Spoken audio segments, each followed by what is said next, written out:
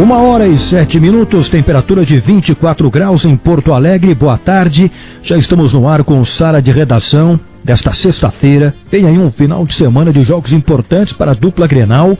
O Grêmio amanhã contra o São Paulo, lá no Morumbi, e o Inter domingo contra o Vasco, aqui em Porto Alegre, no Beira-Rio. A Steel tem uma grande novidade para você. Falecimento de Celestino Valenzuela aos 92 anos, um dos grandes nomes da comunicação da história do Rio Grande do Sul, um dos grandes nomes da narração esportiva do Rio Grande do Sul. Bom, Felipe Duarte, suas informações. Bom, Gabardo, falando aqui direto do crematório metropolitano em Porto Alegre, no bairro Azenha, aqui em Porto Alegre, onde está sendo velado desde o final dessa manhã, Celestino Valenzuela, ex-narrador da Rádio Gaúcha, RBS TV, faleceu ontem à noite aos 92 anos. E claro, uma manhã, um dia, né, de homenagens a essa figura marcante do jornalismo esportivo do Rio Grande do Sul, que sempre quando questionado se era gremista ou colorado, ele respondia: eu sou Aimoré. Por isso, o presidente do Aimoré está aqui comigo, Ronaldo Vieira, para prestar essa homenagem. Já prestou em vida também, né, presidente? Prazer lhe rever.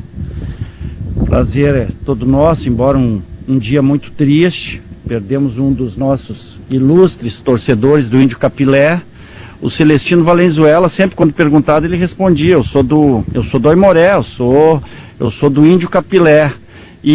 Mas por que, Celestino? E ele respondia, e respondeu na nossa confraria também quando foi homenageado: pelo mesmo motivo que tu é de outro clube, tu é de outro time, o meu é o Aimoré vai morrer comigo dentro do coração. Então nós tínhamos obrigação de estar aqui prestando essa homenagem ao Celestino Valenzuela, que além de tudo era uma grande pessoa, uma pessoa sensacional. Então fica aqui o nosso registro, os sentimentos à família, e que ele descanse em paz. E tem até uma curiosidade, obrigado, presidente, tem uma outra curiosidade também, Gabardo, porque às 4 horas vai acontecer a cerimônia final, antes da cremação do corpo do Celestino Valenzuela. E nessa homenagem que vai ser feita, a última homenagem, foi um pedido do próprio Celestino, uma carta que ele deixou, escrita a próprio punho, pedindo que, no momento dessa cerimônia, fosse executada a trilha da jornada esportiva da Rádio Gaúcha. Então, é uma homenagem também à sua trajetória, e uma pessoa que acompanhou um pouco dessa trajetória está aqui ao meu lado, Luiz Carlos Melo, como repórter, foi colega do Celestino Valenzuela na RBS TV e também na Rádio Gaúcha. É um dia triste, mas também de recordações, Melo. Boa tarde. Boa tarde. Na verdade, sim, para mim em especial, porque se eu tenho um caminho pela imprensa, pela televisiva principalmente, foi graças ao Celestino que me levou. Tanto que eu comecei num campeonato sul-americano de futebol de salão, no Gigantinho, assistindo o campeonato todo, e ele estava sozinho narrando. Aí eu me prontifiquei a ir da mesa até a mesa que ele estava narrando e dando o tempo dos jogos, que ele estava sozinho. E passada uma semana depois, eu com surpresa recebi um telefonema dele pedindo para que eu fosse até a TV Gaúcha, lá em cima no morro, e eu fui. Quando eu cheguei lá como fã do Celestino e saí de lá colega dele, ele que me botou. Eu estava brincando agora, ele que não vai inventar de levar um repórter agora com ele, como ele fez comigo. Não vai te acionar de novo. Mas conta um detalhe, estava me contando aqui fora do ar, quando ele te fazia um sinal com o dedo lá embaixo no campo, o que era? Ele tinha um hábito de narrar os jogos, quando eu trabalhava lá no Internacional como setorista, e a Copa era muito próximo da cabine do Inter. E ele fazia um sinalzinho de um cowboy. Mas tinha que ser um conhaque sem gelo, só sequinho. E aí eu ia lá e buscava sempre para ele. Era parceiro, amigo de família, a família dele amiga da minha família. Agora mesmo recebi uma ligação de Santa Catarina, da minha filha que mora lá, para Valena, que é a filha do Celestino. Então a gente hoje eu perdi um paizão, e a minha gratidão eterna para ele, porque foi ele quem me botou nessa vida. Obrigado. Melo, tá aí o colega, né, do Celestino Valenzuela, que acompanhou um pouco dessa trajetória. Segue por aqui, né, Gabardo? O velório vai até às 4 da tarde, como eu disse, às 4 horas a cerimônia final. E lembrando que por conta dos cuidados sanitários da pandemia, é limitado o número de pessoas na capela histórica, que é apenas 10 pessoas por vez na capela. Depois, na cerimônia final, aí sim, uma cerimônia mais voltada para familiares e amigos mais próximos. Ele deixa a esposa Iris, os filhos Valena e César e 2 netos, a Marina e o André. Ok, muito obrigado, Felipe. Nossa homenagem e o conforto aí para a família do Celestino Valenzuela. Acho que o Maurício tinha pedido a palavra, mas o que me chama a atenção na história do Celestino, né, é que, puxa vida, ele parou de trabalhar por conta própria, por uma opção de vida, eu acho que foi em 1989, ou seja, faz muito tempo, e ainda assim permanece, né, muito forte, muito viva a imagem de tudo que ele construiu, e vai ser assim durante muito tempo, né, Maurício? Deixa eu te contar uma história muito curta. Primeiro eu quero dizer que tudo que eu diga ou deixe de dizer nesse programa hoje é em homenagem ao Celestino. Mas eu fiz um botequim do Maurício com ele em 2014 e foi uma emoção enorme porque ele acompanhou, na verdade ele foi a voz que embalou a trajetória esportiva da criança e do adolescente que já sonhava em ser jornalista esportivo e que via futebol compacto nas quartas à noite, via no domingo à noite, o balançou a rede, via a batidinha da caneta, continue, aqui conosco no Jornal do Almoço. E eu pude perguntar fora do ar. Primeiro eu tive a graça, a oportunidade de, no ar ainda, quando eu apresentei, na abertura do botequim, ele me cumprimentou, eu estendi a mão para ele, ele estendeu a mão para mim, e quando ele foi recolher a mão, eu peguei a mão dele e beijei a mão dele. Sim. E depois o programa seguiu. E eu perguntei para ele fora do ar exatamente em cima do que você disse agora, Eduardo. Por que você, no auge do auge da sua carreira, amado por todas as torcidas do Rio Grande do Sul, a do Aimoré, a dele, a do Grêmio, a do Inter, a de todo mundo, por que você parou no auge? Por que você parou, você é amado por todo mundo? E ele botou um sorriso maroto no canto da boca e disse assim: eu parei com o microfone antes que o microfone parasse comigo.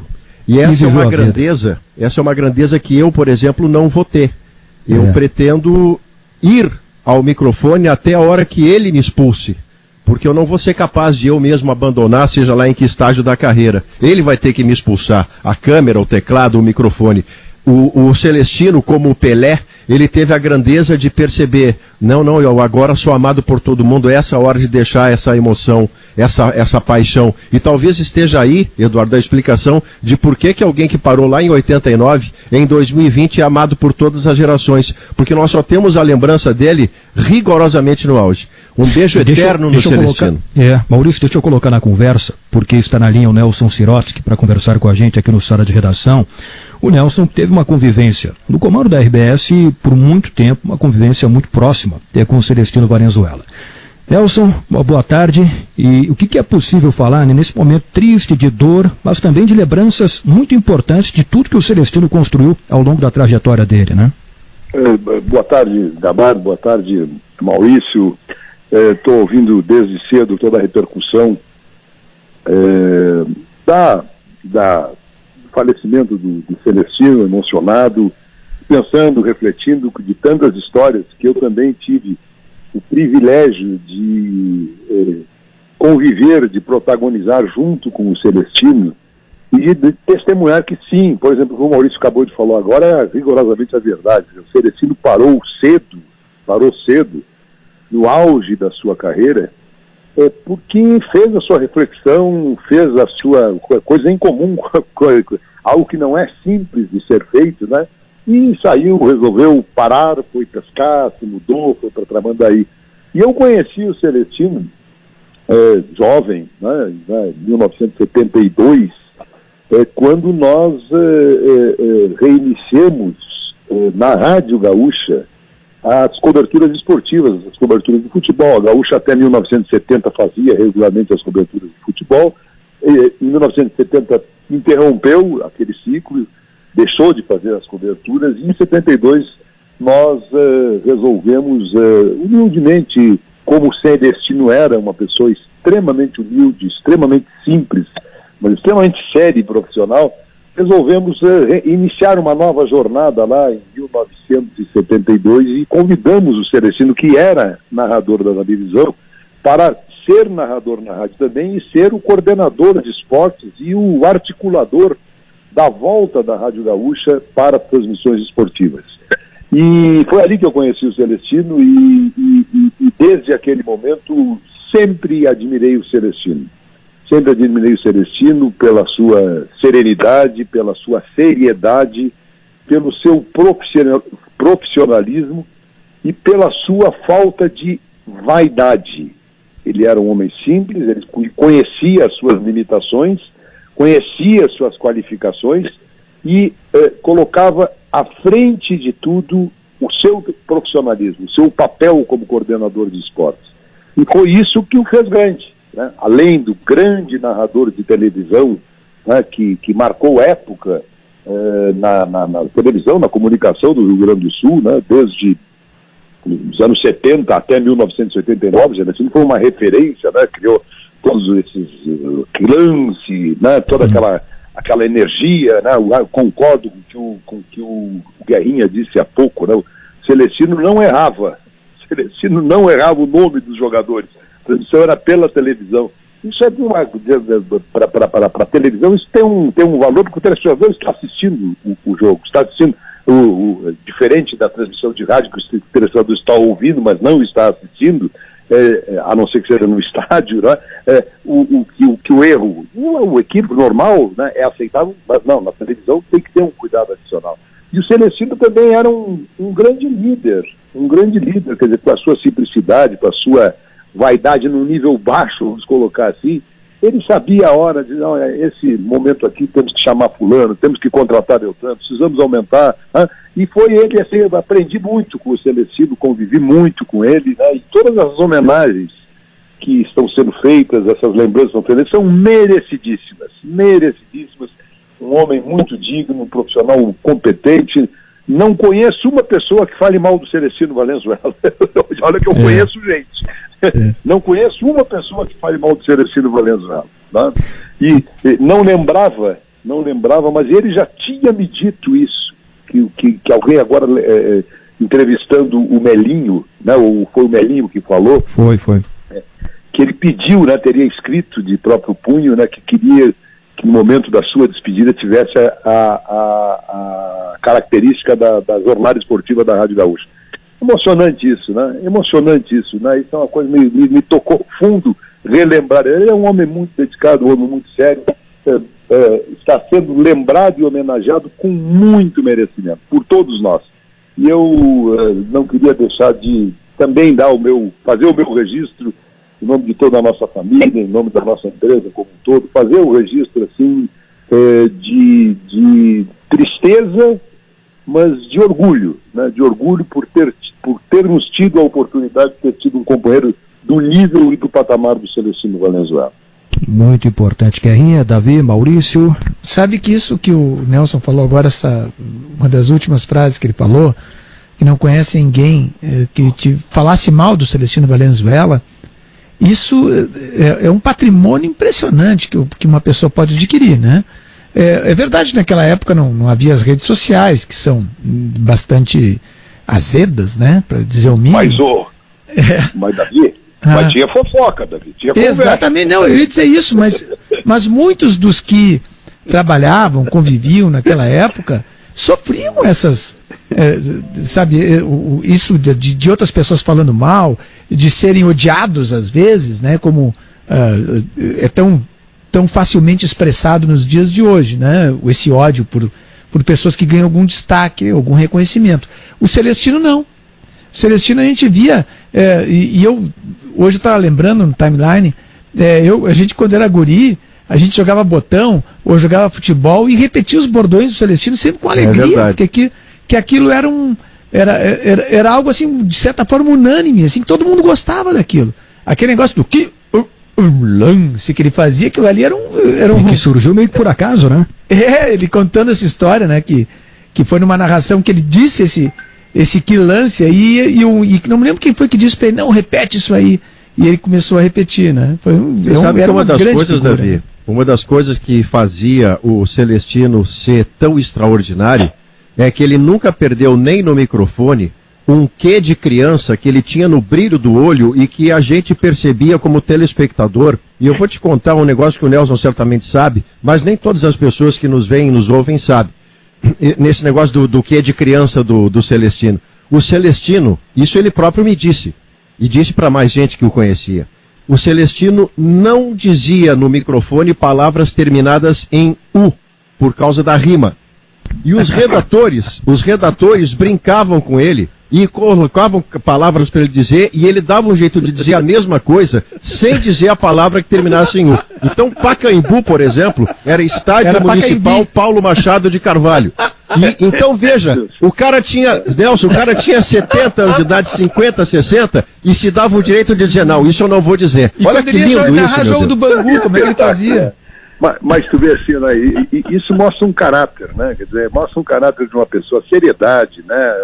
O respeito pelo outro, né? Quer dizer, ele não dizia palavra com o final U, porque ele não queria que saísse o palavrão no ar, ou pudesse ter qualquer tipo de razão. Então isso é respeito, né? Isso é respeito, é dignidade, né? E saber fazer isso com qualidade, com serenidade e com profissionalismo, né? Eu realmente me emociono muito assim, né? Quando lembramos o Celestino, né? E lembro, né? O Celestino, a última vez que eu vi o Celestino, que eu abracei o Celestino, faz 2 anos. Foi no lançamento do meu livro, que o Celestino teve a gentileza, né, com 90 anos, saiu, não sei de onde ele estava, foi lá para me dar um abraço, né? E eu fiquei tão feliz, tenho essa foto registrada num álbum de recordações daquele momento. E eu fiquei tão feliz com aquele abraço, com aquele carinho, né? E aí eu perguntei para ele, vem cá, e o cowboyzinho, como é que anda ele? De leve, nos seus 90 anos. Então, o Celestino era um amigo, era um parceirão, gente muito boa, muito bacana, assim, lembrar todos esses episódios, né?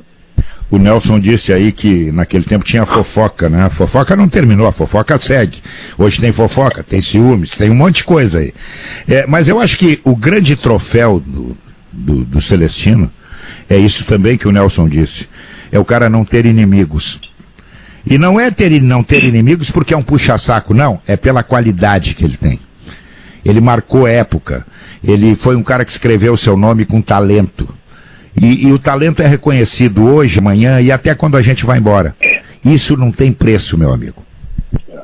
E eu, só para me despedir também, quero marcar aqui uma outra qualidade do Celestino. O Celestino era um homem humilde.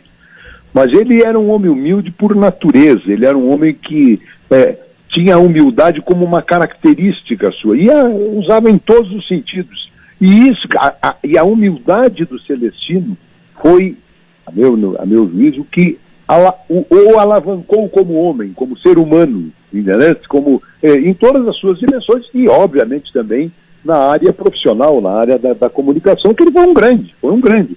Eu lembro do episódio da transmissão do jogo do Grêmio, na final do Mundial do Grêmio, em 1983, aquilo foi uma batalha para nós conseguirmos os direitos, essa história eu já contei e tal, e conseguimos, e aí nós fomos conversar, como é que vai ser a transmissão e tal, quem é que vai fazer a transmissão pro Rio Grande do Sul, e o Celestino disse, não, mas já que a Globo vai fazer, quem sabe vai lá, quem sabe a gente, ele não teve, quer dizer, ele dentro da sua humildade, não, mas quem sabe então põe já a transmissão o narrador da Globo, o jogo foi transmitido por paisano, quem sabe põe a Globo, põe o narrador da Globo, eu não lembro quem era, não lembro se era... Foi o Galvão, Nelson. O de 83 foi o Galvão? Foi o Galvão. Ele se orgulha até hoje de ter narrado todos os títulos do Grêmio e do Inter em Libertadores. Só que o Galvão narrou aquele jogo menos para o Rio Grande do Sul. Exatamente. Menos para o Rio Grande do Sul, porque nós conversando com o Celestino, e ele teve, deixa vir o Galvão, ele não, o narrador da TV Gaúcha, da EBS TV, é tu, Celestino, tá?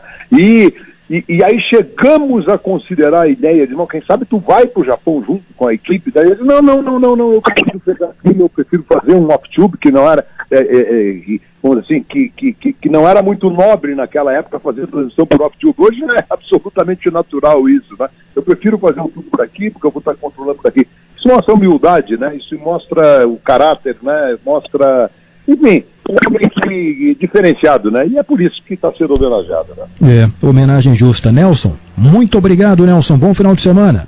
Obrigado para vocês, um abraço forte, vou continuar ouvindo. Um abração. Obrigado, grande abraço. Nelson Sirotsky com a gente aqui no Sala de Redação. Bom, pessoal, o sinal já vai marcar 1h30, nossa justa homenagem, na primeira parte aqui do Sala de Redação, a Celestino Valenzuela. 92 anos que nos deixou, na noite de quinta-feira, um dos grandes nomes da história da comunicação do Rio Grande do Sul, um dos grandes nomes da narração esportiva do nosso estado. Vamos para o primeiro intervalo do programa. O pessoal... Duda, vamos falar do jogo. Ô Gabardo, vamos, pô. Inclusive, inclusive, quero prestar aqui minhas homenagens também. Eu estou aqui com o meu livro, né, o Que Lance, que a Duda Strebe e a Rafa Medici escreveram, né, contando um pouquinho da trajetória dele, e é muito bonita mesmo, né, uma trajetória impressionante, e isso que o Maurício falou, assim, de se aposentar do microfone, assim, com 61 anos, ele tinha ali, 60, 61, e realmente dedicar o restante da vida dele, que foram mais 30 anos de vida, né, para a esposa e para os filhos e para pescaria, assim, cara, é um lance de uma grandeza absurda, assim, né, e isso faz a gente questionar, né, pelo menos eu também lido com o microfone há mais de 30 anos, né, porque a gente vê que com o tempo passando, assim, não se tem mais a mesma vitalidade de cordas vocais e tal, né, e isso é um questionamento que a gente volta e meia acaba se fazendo mesmo, pô, vamos cantar mais um pouquinho, né, no meu caso, vamos cantar mais um pouquinho e tal, mas a paixão sempre fala mais alto e a gente não se entrega nesse sentido, né, mas para ele que tomou essa decisão, eu acho de uma grandeza imensa, assim, e eu fico muito feliz, assim, de poder estar presente num sala histórico como hoje para poder prestar minha homenagem também para o Celestino, e estou aqui com o livro dele aqui e com a cara lavada de lágrimas, mas de tears of joy, né? De felicidade sempre, né? Mesmo. Justa homenagem. Bom, amanhã... O Maurício disse assim, não, o Celestino parou quando se sentiu no auge, se sentiu amado por todos. Se a gente for esperar por isso, nós vamos trabalhar para sempre, mano. Acho que eu ia falar alguma coisa aí, não. É muito difícil em qualquer profissão, ainda mais quem trabalha com mídia, né, que tem essa exposição toda, é muito difícil tu sair no auge, né? Até raro, é muito raro. E o Celestino marcou a geração toda, né? E o Davi pegou bem, a gente jogava botão narrando como se fosse o Celestino Valenzuela. E uma prova da retidão dele, do profissionalismo dele, é de que a rivalidade, embora ela tenha recrudescido com a questão das redes sociais, tenha se tornado até mais agressiva a nossa rivalidade, mas ela já sempre existiu. E nunca a gente disse, o Celestino é gremista colorado. O Celestino era Aimoré. E ele, me lembro, nas segundas-feiras, nos gols, ele dizia, uai, Aimoré. Na entonação, ele dava aquela cutucadinha do torcedor do Aimoré que ele era. Um beijo na família do Celestino, um abraço. Grande abraço para toda a família do Celestino. Bom, final de semana tem amanhã 9 da noite, Grêmio de São Paulo no Morumbi, e domingo 6h15, Inter e Vasco no Beira-Rio. Ontem o Flamengo tropeçou, hein? 1-1 contra o Bragantino. Ô Duda, amanhã no Morumbi tem Jean-Pierre, mesmo que seja no segundo tempo?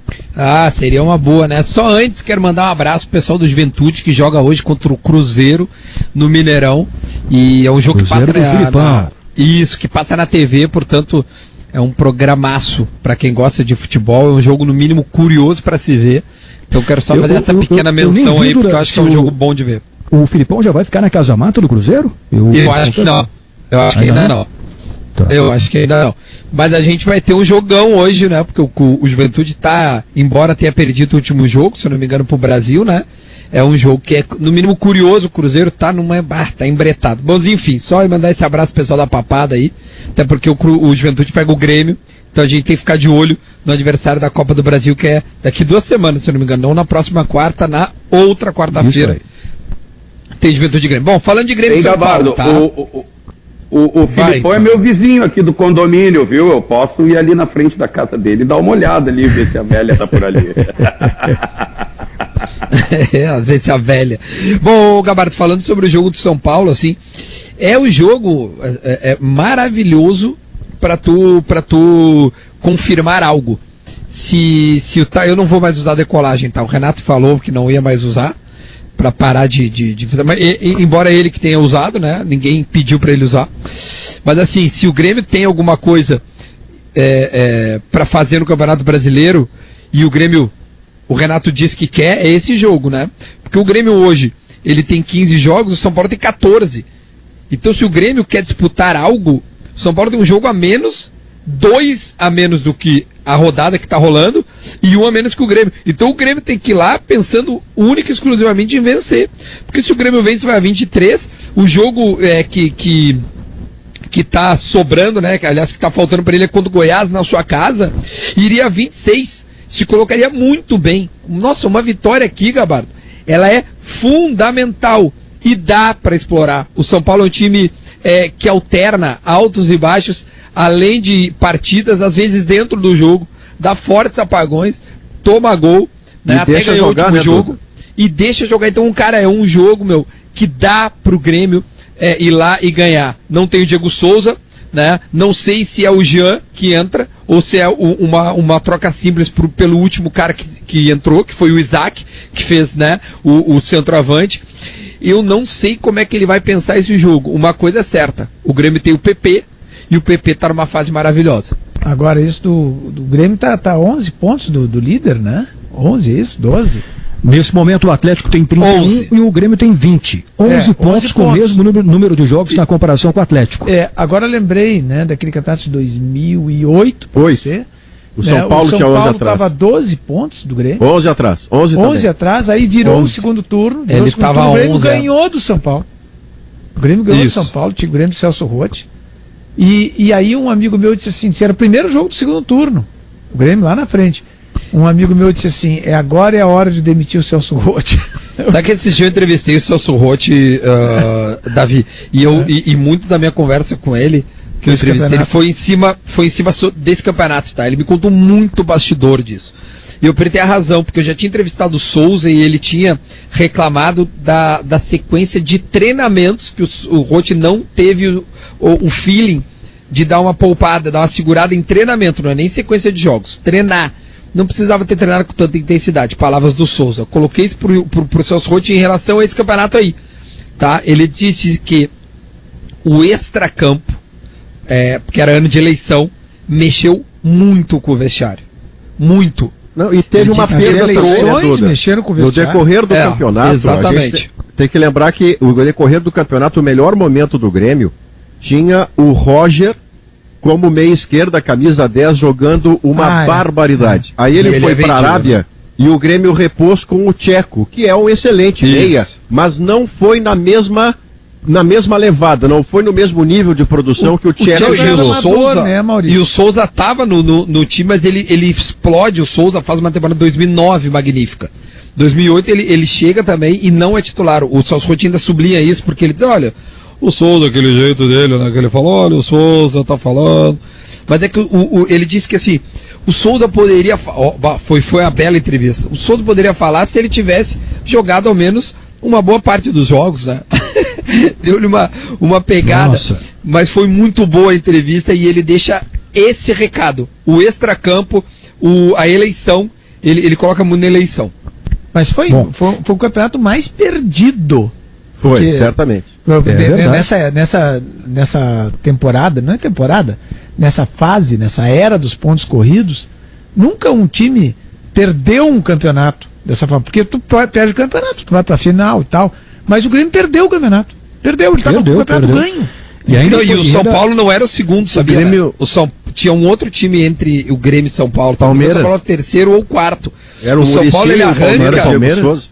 Ele arranca e passa todo mundo, inclusive o Grêmio, mas ele era a diferença apenas entre Grêmio e São Paulo. O Grêmio é o campeão do primeiro turno, e aí o Grêmio perde no segundo turno tudo isso. Mas, essa Duda, bizarra. a gente tem que lembrar o seguinte, naquele 2008, fora da curva, foi a campanha do Grêmio ser líder por tanto tempo. Porque o Grêmio no Campeonato Gaúcho foi eliminado pela metade do campeonato para o Juventude, dentro do Olímpico. Tanto é que a primeira partida contra o São Paulo no Morumbi, 1-0, gol do Pereira, o Celso Roth sabia que se ele não ganhasse o jogo, ele ia para a rua. E ele ganha e começa a fazer aquela campanha extraordinária, lança o William Magrão, fez um time de muito bom conceito, com 3 zagueiros o Celso Roth. Mas o fora da curva foi o tempo que o Grêmio liderou o campeonato. Porque o seu histórico anterior era de uma campanha de meio de tabela. Até acho que sim. Agora tem o seguinte, né? Depois tu tá 11 pontos na frente no segundo turno. Claro. Não pode deixar lá perder, né? Eu até peguei aqui, Davi. O primeiro turno terminou com o Grêmio 41, Cruzeiro 36, Palmeiras 34, São Paulo 33. São Paulo em quarto lugar. E aí no final do campeonato, São Paulo 75 campeão e o Grêmio vice-campeão com 72. Esse campeonato se decidiu na última rodada, né? Porque o Grêmio já chegou vivo na última rodada. Aí o São Paulo ganhou do Goiás lá em Brasília na última rodada.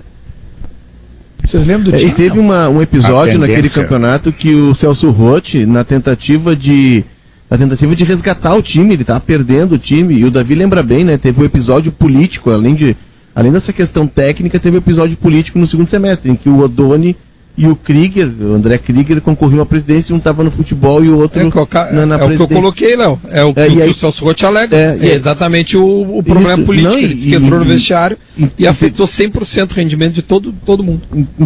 Interferiu bastante, mas já vinha uma queda técnica. E eu me lembro do jogo contra o Botafogo no Olímpico, que o Celso Roth lança o Douglas Costa, que já era tratado como uma joia, e o Douglas Costa, acho que com 18 anos, faz o primeiro gol contra o Botafogo, e ele coloca também no time aquele uruguaio, Richard Morales, o Chengue Morales, que o Grêmio tinha trazido, numa tentativa de tentar resgatar o time, de voltar da Liga. E se eu não estou enganado, o Grêmio perde a liderança naquele campeonato, naquele Grenal do Beira-Rio, né? Que tem uma confusão, acho que o Tcheco é expulso, que um Grenal de 4-1. Sim. A tendência do final de semana é aumentar a vantagem a favor do Inter. O Inter tem um jogo contra o Vasco que é menos cabeludo do que o do Grêmio contra o São Paulo no Morumbi. O São Paulo também está correndo atrás do título brasileiro, então o jogo é muito complicado para o Grêmio. Aqui no Beira-Rio, aparentemente, o jogo é muito mais para o Inter. Então a tendência na segunda-feira é que essa vantagem hoje de 11 pontos, ela fique maior com o Grêmio tendo um jogo a menos. O Atlético joga com o Bahia segunda, Guerrinho. Eu estou falando em relação ao Inter, né? Sim, perfeito. Sobre o Vasco contratou um técnico português, né? Ele vem a Porto Alegre, mas possivelmente não fique no banco. O Vasco contratou um cara de temperamento forte para um clube que não paga salário, que está atrasado, que está com tantos problemas. O Vasco, procura o Sarna para se coçar. O Ricardo Sapinto, ele é apontado em Portugal como um cara explosivo. Em 97, até escrevi sobre isso hoje, ele não foi convocado para um jogo das eliminatórias de Portugal. E aí ele foi cobrado o técnico no treino, ele entrou no estádio no meio do treino, deu um soco no técnico Arthur Jorge, e aí o auxiliar interveio, eles brigaram do lado de fora do estádio, a soco diante das câmeras. Aí passou, ele foi um grande ídolo do esporte, aí ele virou diretor técnico do esporte, e ele não gostou de uma manifestação do Liedson, o brasileiro, ele deu um soco no Liedson no vestiário, brigaram, o Liedson saiu com o rosto todo inchado.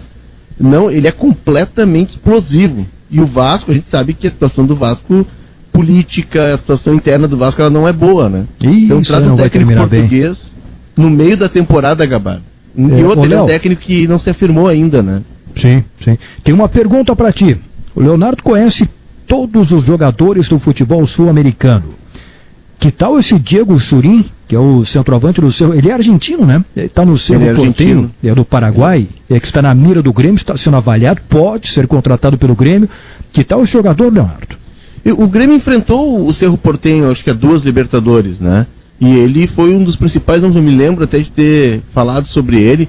É um centroavante de imposição, um centroavante que tem uma boa qualidade com a bola nos pés. Na época no Cerro ele era o grande nome do Cerro. E o Cerro tem um problema sério, o Cerro não consegue, o Cerro só vai decolar como clube, embora seja grande, um clube de massa, né? O Cerro é do bairro Obreiro em Assunção, quando ele ganha uma Libertadores. O Olímpia tem 13 e o Cerro não ganhou. O Cerro tem melhor estrutura. Quantos anos tem esse jogador? 31. E ele é um jogador de... Hoje escrevi sobre esse cara aí, Eu não conheço esse jogador, não me lembro de tê-lo visto jogar. Tem mas bola sei que ele é no um pé, jogador Davi. de 31 anos, menos de 100 gols, centroavante, que está avaliado em $750 mil. Quando vai um time como o Grêmio, como o Inter, ou até vou dizer o seguinte, como o Grêmio, que está numa situação mais ou menos boa financeira, tal, vai contratar esse tipo de jogador, o que ele vai fazer? Ele vai botar lá para trás o Elias, por exemplo, que é um jogador que joga tanto pelos lados como de centroavante. Vai botar para trás outros atacantes como o Ferreirinha, que renovou, foi uma briga para renovar e não joga. Ou o Guilherme Azevedo, ou outras promessas eventuais que haja e que não jogam. Entendeu? Se tu vai contratar um centroavante, eu não sei, de repente esse centroavante pode ser o Galhardo, por exemplo, que com 31 anos desabrochou no Internacional, se transformou no goleador do Campeonato Brasileiro. Pode acontecer isso. Pode acontecer. Mas em geral não é o que acontece. Em geral, verdade, como o Grêmio esses tá jogadores pegando... que o Grêmio tem aos montes aí que vai contratando e que vão vai atrasando o progresso dos guris. Na verdade, o Grêmio está se apegando às suas temporadas recentes, né? Que ele tem 41 gols em 110 jogos. Ele está pegando a sua temporada. Se tu recorta, se Duda, não vale recortar, não sei o quê. Eu te confesso que eu não conheço, tá? Então eu não posso afirmar se é bom, é ruim, não sei. Não conheço, não me lembro dele, nunca me chamou atenção em jogo do Cerro. Não sei. Mas assim, o número dele, tá? 41 gols em 110 jogos nas últimas 3 temporadas. Que é o passado recente do cara, né? Se tu quiser pegar um passado mais adiante, beleza, mas isso aqui é o recente. É uma média boa. Razoável. Recente, o Grêmio está trazendo para grupo, claramente é para grupo. Ele enfrentou o Grêmio na Libertadores de 2018 e eu me lembro, na época eu fazia para a coluna 7 tópicos, destrinchava os times em 7 tópicos, assim. E eu me lembro que ele era um dos destaques e nos jogos contra o Grêmio ele se saiu bem, é um jogador perigoso, é um jogador que sabe jogar por baixo, que tem posição física, é um jogador rodado, né? A questão toda, a minha dúvida sincera é se essa é uma contratação que passa pelo crivo do Renato. Porque a gente sabe que o Renato, ele não é um técnico afeito, e é característica dele, não há nenhuma crítica aqui. É característica do técnico. O Leão, o Guerrinha conhece bem, o Leão não gostava de trabalhar com jogadores uruguaios, argentinos, tinha um trauma com o argentino. E o Renato vai mais ou menos na mesma linha, né? Mas o Renato foi campeão da Libertadores com centroavante estrangeiro, né, Léo? É que o Renato e o Leão pensam o seguinte: o melhor futebol da América é brasileiro. Sim. Então os melhores jogadores estão no Brasil. Agora, tu trazer, como disse o Maurício, é para grupo não traz. Não, mas para grupo tu traz a base. Não, para grupo não. Tem que trazer um cara para entrar e resolver. Aí serve. Para grupo é o Robinho, não serve. Não serve. O menino, o Isaac. Né? Eu acho que é um investimento que ele está fazendo. Faz uma experiência com um desses aí, o Ferreirinha, bota ali, sei lá. Entende? Agora, como diz o Guerrinha, vai trazer para grupo esse jogador, ele vai ocupar espaço só. Bom, o Fabrício, por exemplo, por alguma razão, eu lembro de tê-lo visto jogar na final contra o Inter, na Copa São Paulo, e se não me engano ele faz gol, eu não estou certo, mas se não me engano ele faz gol, mas pelo jeito, pela avaliação lá de dentro do Grêmio, o Fabrício, que não entrou nenhuma vez nas ausências do Diego Souza, tanto é que o Isaac, que é meio atacante, ele é adaptado a centroavante, ao invés de jogar o Fabrício. Parece que não há convicção lá no Grêmio de que o Fabrício possa dar essa resposta. Não, mas um jogador de 31 anos que custa 700 e pico mil dólares, então veja aí, faz a conta por 5, é dinheiro demais para um jogador de grupo, me parece. Agora o Grêmio está com sorte, hein? O Grêmio está com sorte. O Grêmio escapou daquele centroavante do Ceará, o grandão aquele por aquele dinheiro. E assumiu do mapa, ninguém mais sabe onde é que anda. Mas esse é um jovem.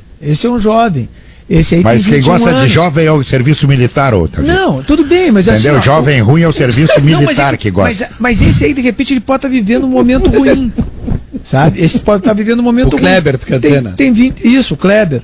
Porque tem 21 anos, ele estava bem, daqui a pouco aconteceu alguma coisa ali, a gente não sabe, está lá em Fortaleza, lá, e o que aconteceu com ele, que está vivendo um momento ruim. Aí então tu contrata um cara de 21 anos, tu está fazendo uma aposta. Aí tudo bem. Agora um cara de 31 anos, tu tem que contratar para ser titular. Aí tem que ser titular. O de 21 o Churin agora, tá? Nesse campeonato 2020. 19 partidas, 7 gols. Tá? Ele faz 31 dia 1º de dezembro. Por isso que a gente já tá dando 31, né? A média não é ruim, 19 jogos, 7 gols não é ruim. É boa sim. Agora, é que eu te confesso que eu não sei as características, pelo jeito é centroavante de área, mas assim, Guerra, ele vem pra disputar a posição, pode até ser que ganhe do Diego e seja o titular, né? Aí é que não eu me bato. Tu tem que trazer um cara que tu vai dizer assim, ele vai desembarcar e já é titular. Vai dar mais do que esse que eu tenho. Bom, aí tudo bem, serve. Senão, tu vai recorrer a quem? Vai recorrer a tua base, que é para valorizar e fazer dinheiro e torcer para explodir, porque, vamos torcer para ele chegar aqui e acertar. Bom, então para que vai trazer um para chegar e acertar se tu tem vários aqui que podem entrar e acertar? Vamos pro intervalo, da Faro, depois o Duda e depois o intervalo. Rapidinho, só o que eu ouvi falar sobre o Renato, tá? Não é que ele não gosta de estrangeiro, é que ele entende que o estrangeiro demore mais para se adaptar. Por isso que ele prefere jogador brasileiro que já é da aldeia. Mas tem visto, o cara tá aqui, né? O Renato gosta do Kahneman, né, Duda? Entendeu? É que o Kahneman já estava aqui. Eu só tô dando uma informação que eu já ouvi isso, então, só para dar os dois lados da moeda, assim. E tem sentido, Duda, porque o Barrios já estava no Palmeiras, né? Ele gosta do Orejuela. O Orejuela tá aí, tá jogando. E o fato é que, nesse momento, o que tem de alternativa tá no exterior, né? Porque os principais jogadores do Brasil já jogaram 7 jogos do Campeonato Brasileiro. Claro que pode ser um brasileiro do exterior também, mas tem muitos estrangeiros sendo analisados pelo Grêmio, porque é a possibilidade que tem no momento. Vamos para o intervalo. Olha, depois tem o jogo do Inter domingo contra o Vasco, a situação do Ropinho. Será que ele vai ficar no Santos? Acho difícil, hein? A indicação da semana da Frigelar não pode... 2h04 de volta com sala de redação. Chegou o Gimo Álcool. Essa corda na corda é assim que funciona. Entre nós. Agora, estado grave. Você começou o programa dando notícia maravilhosa sobre vacina, mas eu estou aqui fazendo o programa, a gente está fazendo cada um na sua casa, e eu estou com a RBS TV ligada à minha frente, sem som, mas entrou há pouco a transcrição de um depoimento do momento da apreensão do dinheiro na cueca do senador. Andressa, é de um constrangimento. É de um constrangimento, é um negócio bizarro em que o cara tinha um volume retangular na parte de trás da cueca. Aí o policial pergunta, o que é isso? E o cara responde, nada. Aí o policial diz, não, vamos ver o que é isso. Aí o senador diz, eu tenho que ir ao banheiro. E o delegado diz, eu vou com você. Chega no banheiro, ele descobre que tem mais dinheiro, não só na condição retangular, mas como você usou aquela imagem romântica ontem, aquela do passar o cartão de crédito, tinha mais dinheiro ali. E finalmente, o senador, segundo o depoimento, muito bravo, muito incomodado, ele, quando questionado pela terceira vez se não havia mais dinheiro, ele tira da parte da frente R$250. Isso é Olha, isso é de uma bizarrice. Isso é inacreditável, porque a gente fica, primeiro, infelizmente a gente fica imaginando a cena, né? Não tem como não imaginar. Tem até vídeo, esse vídeo vai ser mantido em sigilo, graças a Deus. A gente não vai ter essa cena vista, mas a gente pode imaginar, o que também é muito ruim. E pensar que 3 vezes, Davi Coimbra, 3 vezes se mexeu ali na cueca para encontrar o dinheiro, sendo que na última ele estava guardando ainda R$250. É quase uma guaiaca dentro da cueca. E já tinha nota nova de 200? Tinha. Estreia do Eu nunca nem vi a cor dessa nota aí, ela já está circulando pelas cuecas das pessoas. Sim, o Lobo Guará. Não, mas o interessante foi assim, na primeira busca e apreensão, vamos dizer assim, os agentes tiraram R$15 mil. Na segunda, busca e apreensão é muito bom. 17.900. E na terceira, 250 pila que estava na parte da frente, Davi. Não, na terceira 250, meros 250, né? Até podiam ter deixado esses 250 lá onde estavam, né? Para pegar o táxi, né? Isso. Agora, o interessante é o seguinte, primeiro que R$33 mil, 34 quase, é um volume grande, né? Um volume grande. É um cuecão, né, Davi? Pois é, mas... Eu só tenho pena do policial que teve que contar esse dinheiro. Não, alguém tem que contar, sem dúvida. Não sabe se tinha moeda junto? Pra botar no cofrinho, né? Guerrinha. Que barbaridade isso aí. E ainda mais estarrecedor. Tomara que o policial, Maurício, o policial não tenha a mania aquela de molhar a ponta do dedo na língua, né? Pra contar. Meu Deus. Mas mais estarrecedor. Nessa hora é bom usar máscara, né? Que daí garante que... O que houve, o depoimento transcrito, aliás, a transcrição da conversa telefônica do novo contratado do Santos com um amigo dele a respeito da mulher albanesa vítima também do estupro é das coisas mais enojantes que existe na face da Terra. Sim. Maurício, me parece que depois dessa transcrição, dessa matéria do Jornal Globo, né? Foi a matéria do Globo Esporte. Foi do Lucas Serraz, um jornalista brasileiro que mora na Itália e fez essa matéria aí pro Globo Esporte. Vai ficar difícil para o Santos manter essa contratação, porque é muito chocante tudo aquilo que está sendo dito. Depois, eu não sei quem é que tem aí a transcrição em mãos aí. Dito da boca do Robinho, isso que é mais grave, né? É que não é um depoimento, a justiça italiana ruim. Colocou, Davi, escutas no carro do Robinho e grampeou o telefone do Robinho, né? Tem uma mensagem dele ali, que ele até tenta disfarçar. Ele diz assim, não, mas eu não toquei na moça, tal, não sei o quê. Aí o outro, eu não me lembro agora com quem ele dialoga ali, diz assim, não, mas eu te vi, desculpa a nossa audiência, mas eu vou dizer, eu te vi tu colocando pênis na boca da moça. Aí o Robinho diz assim, mas isso não é transar. Puxa vida. Algo assim que cai o mundo, né? E nem não tô nem aí. Tem uma parte da frase dele que diz assim, eu não tô nem aí. Olha, pensa isso, meu Deus. É muito nojento. Eu, mulher aqui no programa, ouvindo inclusive essas transcrições, elas são doloridas, viu?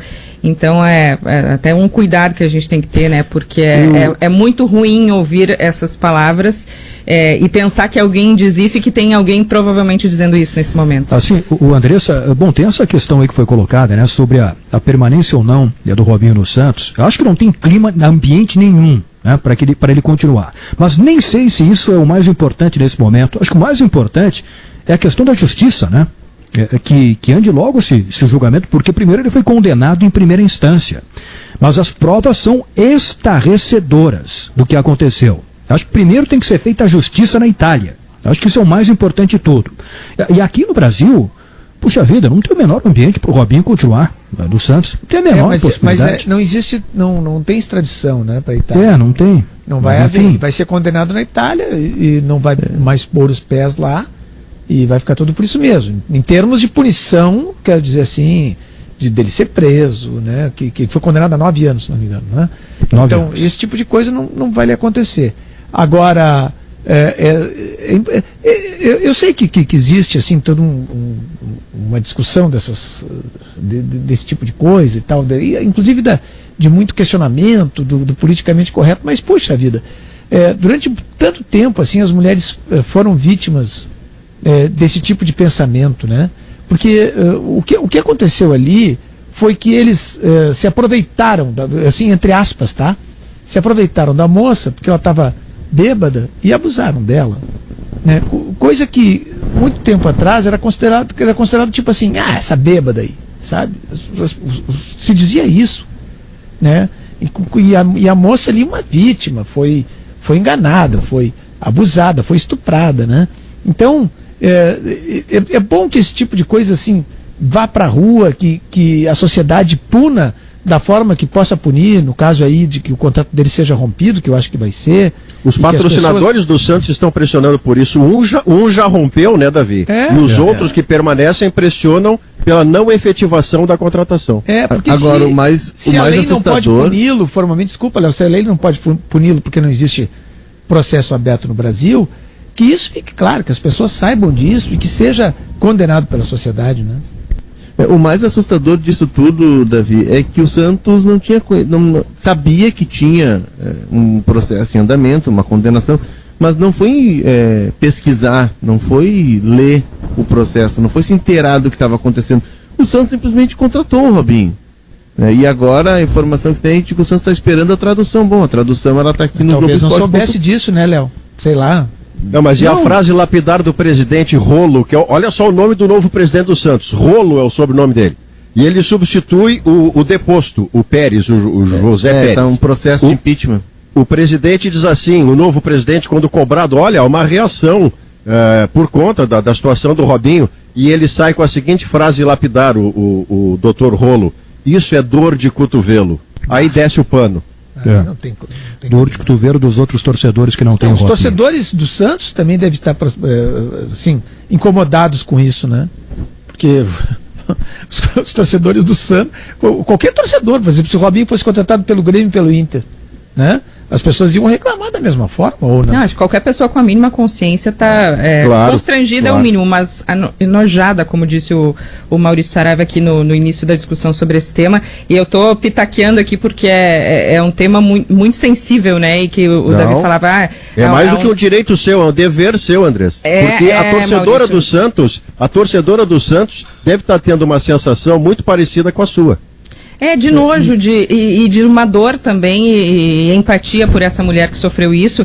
E infelizmente, né, Davi, a gente fala que isso era normal, isso ainda infelizmente é normal, né? Sim. Esse caso do Robinho é engraçado, né? O Robinho lá no início era visto como um menino, né, um menino querido, né, boa praça, e agora vai terminar a carreira de uma forma aí, sabe, uma forma que vai ficar manchado. E é incrível como o futebol vive numa bolha. O futebol parece criar uma realidade paralela, né? Um mundo paralelo, porque ele não presta atenção no que acontece na sociedade. E ele cria regras próprias e cria normas próprias, e ele tolera, ou tenta, e felizmente, essa movimentação toda, essa reação toda da sociedade, para sacudir e para mostrar que não existe mundo paralelo, mas o futebol ele normaliza algo que a gente não tolera no dia a dia, no cotidiano. Mas Léo, isso que a Andressa falou, não está só no futebol. Essa normalização aí desse tipo de conduta, tipo assim, essa aí tava bêbada, tá? Vamos pegar que ela estava bêbada, tá? Isso aí é um pensamento que não é só nas esferas, assim, muitas vezes a gente diz assim, não, isso aí são as classes mais baixas, não, são todas as classes. Não, respeita extrato social, você tem razão, Davi. Sabe, então isso está inserido no pensamento de muita gente que acha que fazer uma coisa dessas é aproveitar a oportunidade. Sabe? Mais do que isso, os patrocinadores ameaçando isso aí já deviam ter saído. Já deviam ter saído, já deviam ter largado o Santos. O Santos tinha que ter vergonha na cara de contratar um cara deles já saiu, Andressa. Um deles já deixou. Eu estava lendo hoje que o Rodrigo Capello, jornalista, hoje ele vai pedir uma posição de todos os patrocinadores do Santos sobre esta posição. Então hoje a gente deve ter novidades sobre isso também, né? Bom, 12h16. Gabardo, só mandar um abraço para um amigo meu, Kleiber Rocha, que hoje é um dia muito feliz na vida dele, ele está fazendo 60 anos, não paga mais ônibus. Olha aí. Kleiber Rocha, cantor. Essa é a idade gente boa, de aniversário, Guerra. Tem mais gente. Mesmo? Opa, Zé Vitor Castiel completou 59 Parabéns, anos de saúde. idade. Beijo pro Zé Vitor, parabéns. E hoje não é o aniversário do Falcão? Do Falcão também. Também, né? Montenegro. Do Falcão também. Parabéns a todos eles, saúde aí, né? O Falcão já não paga mais ônibus. Né? Faz tempo. O Zé tá quase lá. O Zé já tá lá. O Zé vai naquele primeiro banco ali sentadinho. E agora o Kleiber Rocha também. Não, deixa eu corrigir aqui, o Zé é 62. 62. Eu sabia, já tava muito novinho. Ô Gabardo, só mandar um abraço também, então, na sessão social. Vitório Gueno. Ele é artista, acho que vocês conhecem, né? Grande pintor. E tá ouvindo a gente, a Nádia me mandou, disse, manda um beijo aí pro Vitório, escuto Sala todos os dias. E ele pintou uma tela que ele vai me mandar, que linda, ela acabou de mandar aqui, que é um aviãozinho do Grêmio, assim, saindo da arena. Cara, uma tela linda, vou receber. Em breve eu posto e tudo mais nas redes sociais, mas então ele está nos ouvindo. Tem um quadro dele aqui na minha biblioteca, aqui, Duda. Maravilhoso. Eu tenho um também aqui que ele me deu antes do Mundial lá, que a gente foi para Abu Dhabi em 2017. Ele mandou. Então, poxa, obrigado pelo carinho que está sempre escutando a gente aí, o Vitório Gueno. Boa, deixa eu fazer o último intervalo aqui, depois a gente tem que falar um pouco do jogo do Inter, domingo contra o Vasco no Beira-Rio. Galeto Mamma Mia Sabor, este é o segredo. LG, leite gaúcho, tradição e qualidade desde 1959. Vida sólida por natureza. Tintas Killing, a tinta gaúcha. Quer conhecer a 5ª melhor faculdade integrada do Brasil na avaliação do MEC? Opte pela Facate. Já voltamos com Sala. O Banrisul Digital. Flamengo tropeçou ontem. O Inter pode assumir a liderança domingo. Será que vem aí o Yuri Alberto no time titular, ao lado do Galhardo? O que vocês acham? Acredito que sim, Gabardo. Eu achava que não, mas como ele vai ser convocado, né? É o último jogo dele antes de sair. Acho que vai ter que ir pro campo. E eu acho, Guerra, que vai depender muito de como saíram os jogadores na quarta e não do jogo da Libertadores, porque o jogo da Libertadores tu tem um tempo de recuperação até a quinta-feira, né? E já não terá o Yuri Alberto na quinta, né, Léo? Exato. Então eu acho que o time é titular contra o Vasco, a não ser que alguém tenha saído muito desgastado, muito lesionado. E quinta-feira é possível, Maurício, que já tenha de volta Heitor e Bosquilha também, né? Sim. Mas para domingo seria uma amostragem extraordinária, porque a gente teve, a amostragem que nós tivemos contra o Sport, ela foi muito promissora de Galhardo com o Yuri Alberto. Eles entram juntos, já é a metade do segundo tempo, eles corrigem o rumo do jogo de volta a favor do Internacional, tem passe de um para gol do outro, tem gol, mas aí o gol foi anulado, e tem a combinação das características. Embora, neste caso, o Galhardo deixe de ser o terminal, o 9 que ele vem sendo, mas ele vai se fazer acompanhar por um jogador que faria o papel do Guerreiro, porque nós não podemos esquecer que o Galhardo já estava jogando uma barbaridade tendo o Guerreiro ao lado. Depois ele vira 9 quando o Guerreiro tem a lesão. Então, casar um centroavante do lado do Galhardo deve dar muito certo contra o Vasco domingo. Mas, Maurício, eu acho que o Yuri Alberto, ele joga mais por trás, ele é mais movimentação. E ele é 9, talvez né? até... ele... No último jogo, por exemplo, ele foi o cara que vinha mais de trás. E eu acho, Maurício, que até isso beneficia o Galhardo. Porque aí tu diminui o quadrante de ação do Galhardo, deixa ele mais perto do gol, onde ele se encontrou e virou artilheiro do Brasileirão. E tu tem um jogador que tem muita potência. Na semana passada, eu até fiquei curioso, mas como é que tá a situação desse jogador? E falei com algumas pessoas ali ligadas ao vestiário do Inter, do Círculo do Poder, Maurício, lembra? Pessoas do Círculo do Poder. Que isso? Exato, a gente não esquece. E aí me disseram, já estava treinando, havia uma semana, 10 dias, e o comentário é o seguinte: é forte demais, é forte como um touro, ele atropela, e vai aparecer em seguida no time. Realmente, no domingo ele apareceu. Acredito que ali adiante, voltando da seleção, tudo correndo bem, a posição é dele, porque tu pegaste bem, o casamento com o Galhardo aconteceu de forma imediata.